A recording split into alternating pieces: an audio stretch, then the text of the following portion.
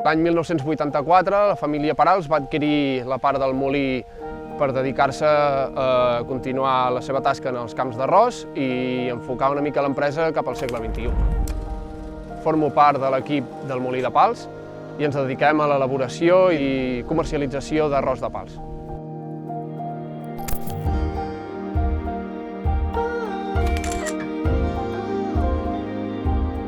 Al Molí de Pals fem arròs perlat amb una alta quantitat de midó, que serveix per fer arrossos a la cassola, arròs bullits, risottos, i després una altra varietat, que és l'arròs cristal·lí, perfecte per elaborar arrossos secs, arrossos al forn.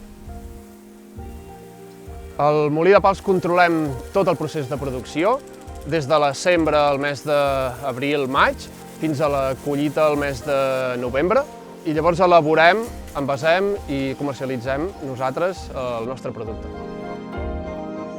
El cultiu de l'arròs té grans compromisos mediambientals per promoure la fauna i la flora d'aquí del Parc Natural del Montgrí, les Medes i el Baix Ter. Les sinergies són bones amb tots els agents que formen part del territori. L'entorn d'aquí de Pals és bàsic per la qualitat del nostre arròs, perquè les temperatures més baixes a les nits, sobretot a l'estiu, ens allarguen la maduració del gra i fan que tingui aquesta duresa.